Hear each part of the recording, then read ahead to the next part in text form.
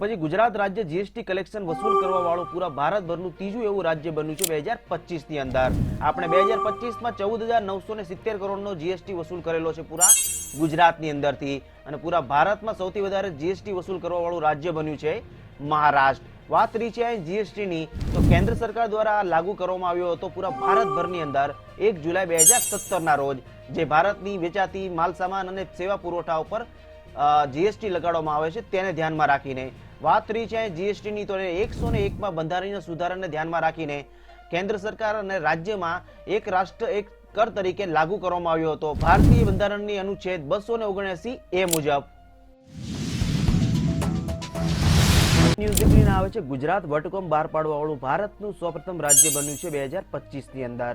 વાત રહી છે વટહુકમની, તો ભારતીય બંધારણની 213મી કલમ મુજબ રાજ્યપાલ દ્વારા જારી કરવામાં આવેલો તાત્કાલિક કાયદો છે આ, જેના દ્વારા વિધાનસભાના સત્રો જ્યારે બંધ હોય છે ત્યારે રાજ્ય સરકારની સલાહની જારી કરીને આ કાયદાની જેમ કામ કરે છે આ વટહુકમ. વાત રહી છે એ વટહુકમની, તો રિસન્ટલી 2024 ની અંદર કેન્દ્ર સરકાર દ્વારા 3 નવા કાયદા બહાર પાડવામાં આવ્યા છે, મતલબ બદલવામાં આવ્યા છે. તેમાંનું છે આઈપીસી 1860 ને બદલીને બીએનએસ મતલબ ભારતીય ન્યાય સંહિતા 2023 કરવામાં આવ્યું છે. ત્યાર પછી સીઆરપીસી 1973 ને બદલીને ભારતીય નાગરિક સુરક્ષા સંહિતા બીએનએસએસ 2023 કરવામાં આવ્યું છે. ત્યાર પછી ભારતીય પુરાવા અધિનિયમ 1872 ને ચેન્જ કરીને ભારતીય સક્ષમ અધિનિયમ બીએસ 2023 માં પરિવર્તન કરવામાં આવ્યું છે, મતલબ બદલવામાં આવ્યો છે નવો કાયદો. રિસન્ટલી ગુજરાત હાઈકોર્ટમાં મુખ્ય ન્યાયાધીશ સુનિતા અગ્રવાલે 7 નવા જજને પદ અને ગોપનીયતાની શપથ આપવામાં આવી છે 2025 ની અંદર. આ શપથ પછી હવે જજની સંખ્યા થઈ ગઈ છે ગુજરાત હાઈકોર્ટની અંદર 39ની જેટલી. આ જજની નિમણૂક ભારતીય બંધારણના અનુચ્છેદ 217 મુજબ કરવામાં આવી છે, અને ગુજરાત હાઈકોર્ટની અંદર જજની સંખ્યા ટોટલ 52 જેટલી હોવી જોઈએ છે એવી માનવામાં આવે છે, પણ અત્યારે 39 થઈ ગઈ છે. અને અત્યારે ગુજરાત હાઈકોર્ટના મુખ્ય ન્યાયાધીશ છે સુનિતા અગ્રવાલ, આ વ્યક્તિ જે 29મા નંબરના છે અત્યારે, આ ખાસ યાદ રાખવું.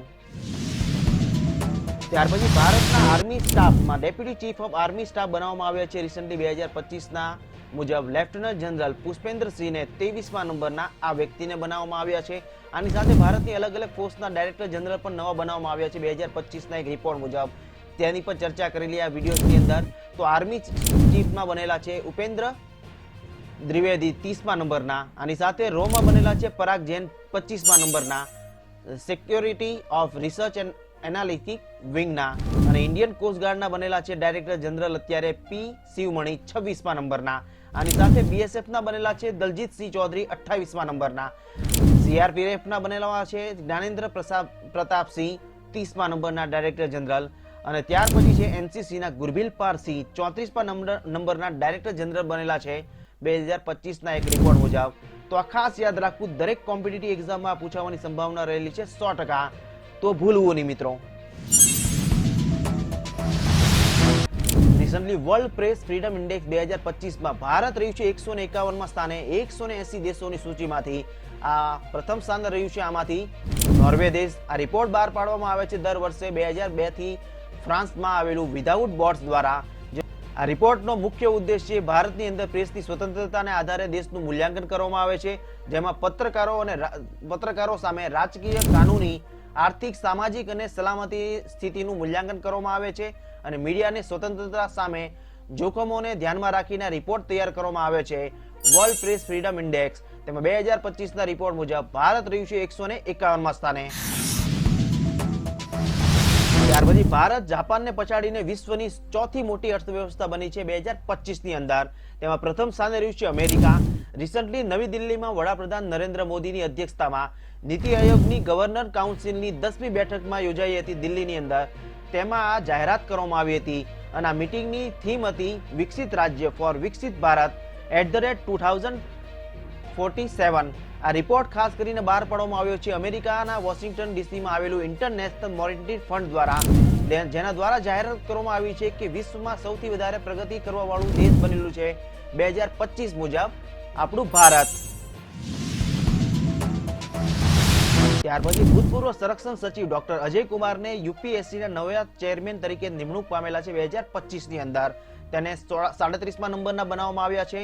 આની પહેલા આ વ્યક્તિએ ફોર્મર ડિફેન્સ સેક્રેટરી તરીકે પણ કામગીરી બજાવેલી છે 2024 ની અંદર આ વ્યક્તિની નિમણૂક કરવામાં આવી છે આપણા દ્રૌપદી મુર્મુ જે આપણા રાષ્ટ્રપતિ છે તેના દ્વારા આપણા ભારતીય બંધારણના અનુચ્છેદ 316(1) મુજબ યુપીએસસી ના ચેરમેન તરીકે નિમણૂક પામેલા છે ડોક્ટર અજય કુમારને 2025 ની અંદર.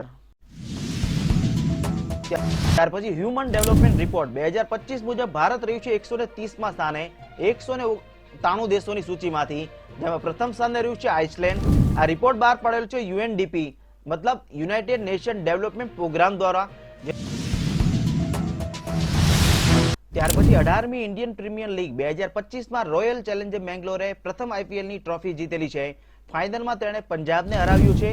આઈપીએલ ની આયોજન કરવામાં આવ્યું છે બીસીસીઆઈ મતલબ board of control of cricket of India દ્વારા 2025 ની અંદર, અને અત્યાર સુધીમાં સૌથી વધારે આઈપીએલ ની ટ્રોફી જીતેલી છે મુંબઈ ઇન્ડિયન્સે 5 વાર. ત્યાર પછી ચેન્નાઈએ 5 વાર જીતેલી છે અને આપણા ગુજરાત ટાઇટન્સે 1 વાર જીતેલી છે 2022 ની અંદર.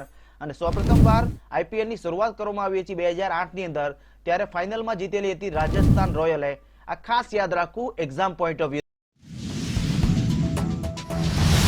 એટલે મિસ વર્લ્ડ 2025 ની અંદર થાઈલેન્ડની ઓપલ સુચાતા યુઆંગ શ્રી વિજેતા બનેલી છે 2025 ની, અને આ ટુર્નામેન્ટનું આયોજન કરવામાં આવ્યું હતું મિસ વર્લ્ડ 2025 નું તેલંગાનાના હૈદરાબાદની અંદર, અને આ 2025માં આની 72મી આવૃત્તિ હતી. ખાસ કરીને યાદ રાખવા જેવી વસ્તુ છે કે મિસ વર્લ્ડ કોમ્પિટિશનની શરૂઆત કરવામાં આવી હતી 1951 ની અંદર ઇંગ્લેન્ડની અંદર, અને મિસ વર્લ્ડ સ્પર્ધામાં 2025 ની અંદર જે આપણી ભારતીય મહિલાએ ભાગ લીધેલો હતો તેનું નામ છે નંદની ગુપ્તા. અને અત્યાર સુધીમાં ભારતની ટોટલ 6 જેટલી મહિલાઓએ મિસ વર્લ્ડનો ખિતાબ જીતેલો છે, અને પ્રથમ જે મહિલાએ મિસ વર્લ્ડનો ખિતાબ જીતેલો હતો તેનું નામ છે રીટા ફારિયા પોવેલ, જેણે 1966 ની અંદર મિસ વર્લ્ડ બનેલી હતી. આ ખાસ યાદ રાખવું કોમ્પિટિટિવ એક્ઝામને ધ્યાનમાં રાખીને.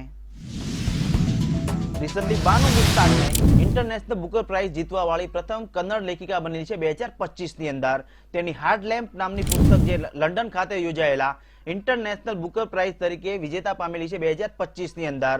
આ પુસ્તક ખાસ રીતે મૂળ રીતે કન્નડ ભાષામાં લખવામાં આવ્યું હતું, પરંતુ દીપા ભાસ્તીએ તેને અંગ્રેજીમાં ટ્રાન્સલેટ કર્યું છે મતલબ અનુવાદન કરેલું છે. તેને ધ્યાનમાં રાખીને તેને બુકર પ્રાઇઝ આપવામાં આવ્યું છે, અને આ એવોર્ડ ખાસ કરીને એક સાહિત્ય ક્ષેત્રે આપવામાં આવે છે, અને આ એવોર્ડ્સની આપવાની શરૂઆત કરવામાં આવી હતી બુકર પ્રાઇઝની 2005 ની અંદર. વિડિયોસ પસંદ આવે તો નીચે કોમેન્ટ બોક્સમાં જરૂરથી લખજો કે વિડિયોસ કેવો લાગ્યો અને તમે કોઈ નેક્સ્ટ વિડિયો કયા ટોપિક ઉપર બનાવવા માંગો છો કોમેન્ટ જરૂરથી કરજો, જેથી નેક્સ્ટ વિડિયો તે ટોપિક પર બનાવવાની કોશિશ કરશું આ YouTube ચેનલ ઉપરથી. હું આશા રાખું કે તમારો દિવસ આજનો ખૂબ જ સરસ જાય. તમારી આવનારી એક્ઝામ માટે best of luck. Thanks for watching the video મિત્રો.